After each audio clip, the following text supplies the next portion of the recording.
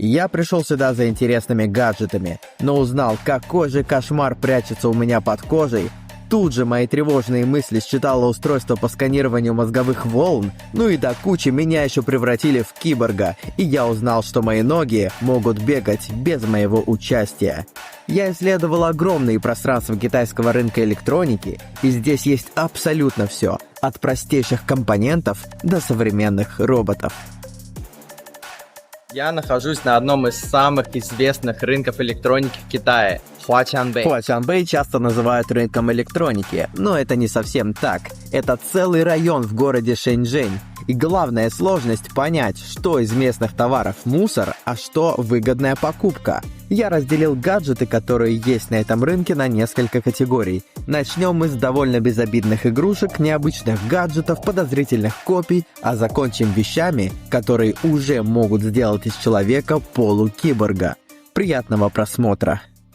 Как только мы заходим на рынок, нас встречает какофония из различных звуков.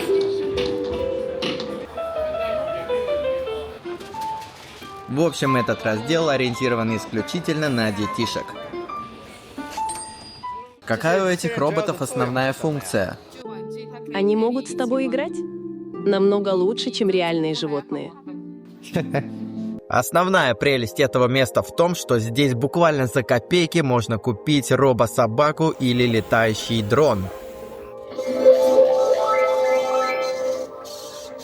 Hello, I'm robot. I love you. Hello, how do you do? Он не разговаривает без интернета.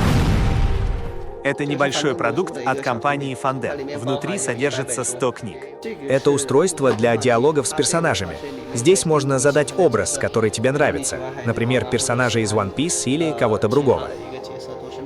О полезности данных гаджетов вы можете посудить сами. А теперь мы направляемся к следующему, более интересному разделу. Это место выглядит как барахолка. Например, вот здесь продаются и чемоданы, и наушники, и бритвы, и все что угодно. На любой вкус.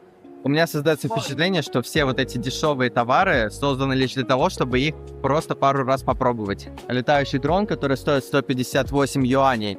Я думаю, что там установлена не очень хорошая камера, как минимум. Но за эти деньги можно купить опыт управления таким вот прибором. Увидев блаженные лица покупателей массажеров, я тоже решил попробовать и найти самый лучший. Вот этот выглядит очень неплохо, особенно по сравнению с остальными. Его можно разбирать. Очень удобно. Короче, бока можно помять жирные, если что. Я еще никогда не думал о покупке массажера, но стоило попробовать, и мне понравилось. На таких рынках идеально проверять какие-нибудь функции. Просто пришел, попросил показать мне, как это работает, убедился, что это работает в моем случае, и все. А дальше кольца, у которых почти такой же функционал, как у спортивных часов. 5К камера, которая снимает как мыльница, и мини-фотоаппарат. Разрешение довольно большое, очень хорошие показатели по фокусу, но по картинке видно, что это чисто поиграться.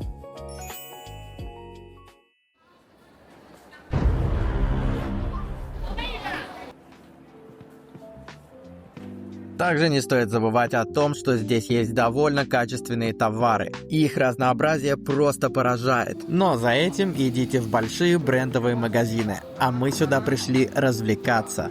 Фанатам фототехники нужно быть осторожными. Камер, объективов много, цены низкие. Проверять можно.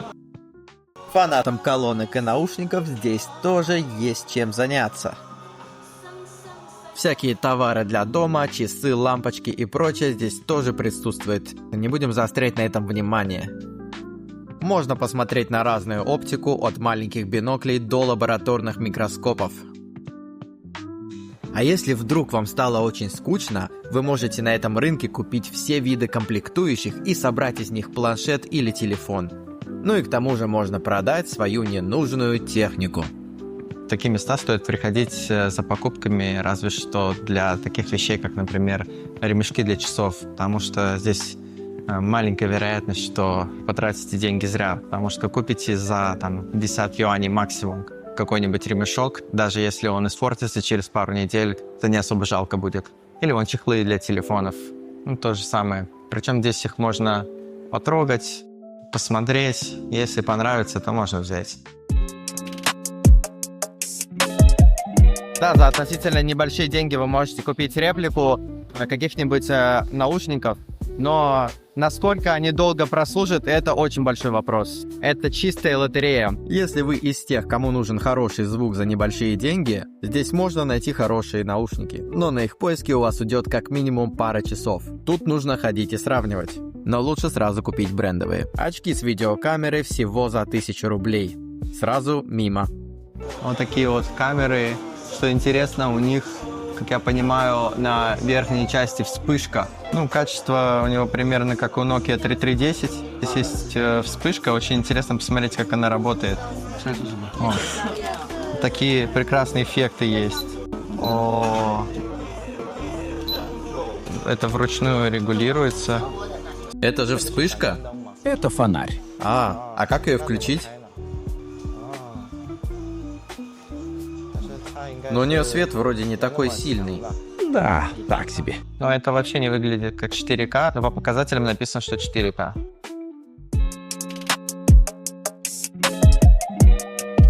Пожалуй, одно из самых интересных мест здесь — это выставка роботов и технологий будущего.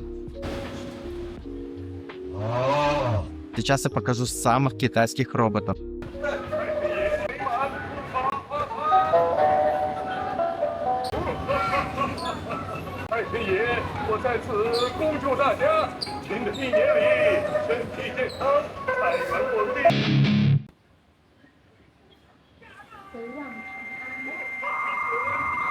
Ну, до супер-андроидов-гуманоидов этим роботам далековато, зато с вот этими роботами можно весело провести время.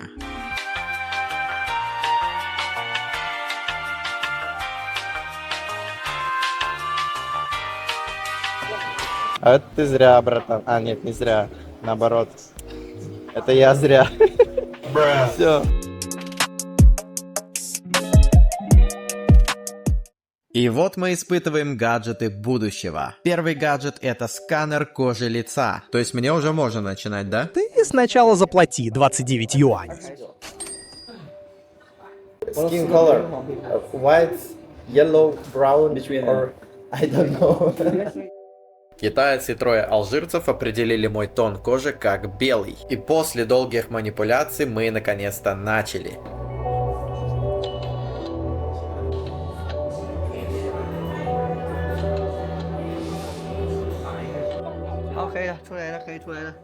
Готово. Результат появился. Вот данные, которые мы сняли. Здесь левая сторона лица, здесь правая. Для каждой стороны используется 10 типов света, и каждый показывает определенные проблемы кожи.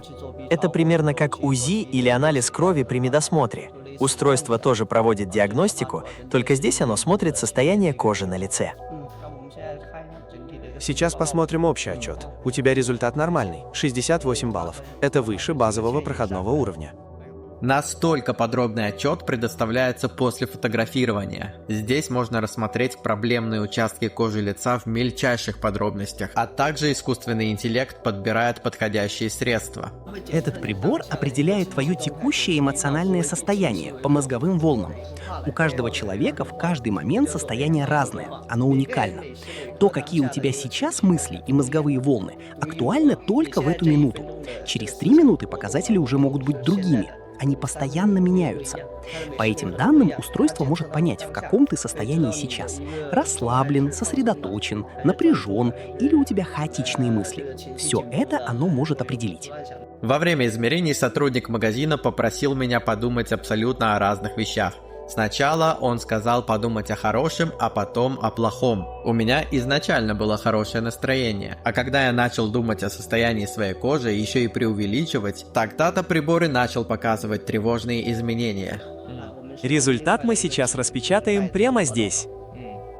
Визуализацию процесса сканирования мозга мне распечатали на бумаге. Слева направо видно, как умиротворенное спокойное состояние сменяется более тревожным. И хоть практической пользы от этого гаджета нет, он все равно впечатляет.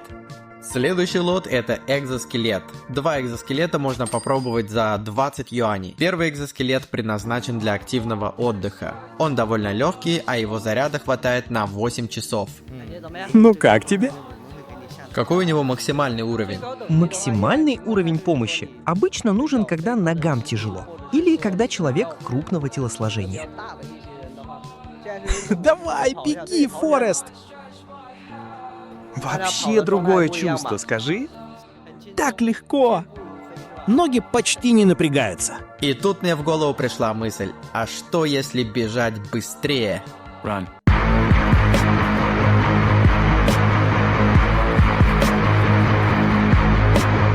Ну как? Вообще не дурно. Теперь попробуем режим подъема. Подниматься по лестнице — это примерно такое же движение, как при подъеме в гору. При спуске все немного иначе, потому что движение вниз само по себе идет за счет силы тяжести, поэтому помощь устройства при спуске ощущается слабее. Осторожнее. На спуске устройство все равно помогает движению. Но главное — это подъем по лестнице, потому что именно подъем обычно дается тяжелее всего. Это пауза, а это кнопка выключения. Вот эта штука помощнее, но только она ноги вверх немного поднимает. В итоге я хожу как робот. С другой стороны, если у кого-то операция на ноги недавно была, этот агрегат идеальное решение, потому что он прям помогает ходить. Чувствуется, что он бережет колени. Это устройство отличается от предыдущего. Он с автоматическим переключением режимов. У второго экзоскелета другое назначение. Он может помогать людям, которым трудно ходить. Поддержка здесь немного сильнее, но его менее удобно носить. Сейчас я покажу, что мне удалось купить. Во-первых, это всякие провода и переходники. Также я взял хаб. Это те вещи, которые, если даже они и сломаются в ближайшее время, то не жалко. Я купил их буквально за копейки. Также я купил вот эту замечательную складную клавиатуру, которая позволит мне работать в командировках, где угодно. Она очень удобно складывается, довольно приятная на ощупь. Очень хорошая покупка. Массажер, который я уже показывал ранее. В прошлом году на этом же рынке я купил вот такие вот наушники с костной проводимостью за 160 юаней и думал, что они очень быстро сломаются. Так, купил ради прикола. Но они служат мне весь этот год и до сих пор очень хорошо держат заряд. У них довольно приятный звук и во время пробежек очень удобно их использовать. Также у меня есть планшет Huawei. И теперь у меня нет планшета Huawei, а есть планшет Samsung. Да, я продал свой планшет Huawei и купил Samsung. Посмотрите, мне даже на него стекло наклеили. Короче, если вам хочется просто классно развлечься и вы любите всякую технику, вам здесь очень понравится. А если вы хотите купить что-то дешевое, но качественное, скорее всего, это будет пустая трата денег. Ну, либо же придется потратить немало времени, чтобы проверить товар. Что-то потрогать, подержать в руках или купить какие-нибудь комплектующие, чехлы для телефонов, ремешки, часы, клавиатуры. Такое здесь можно брать. Если же хочется что-то серьезное, на этом рынке присутствуют представители крупных брендов. Samsung, Xiaomi, Huawei и так далее. Но я считаю, что если вы будете в Шэньчжэне, рынок однозначно стоит посетить. Спасибо за внимание. Пока.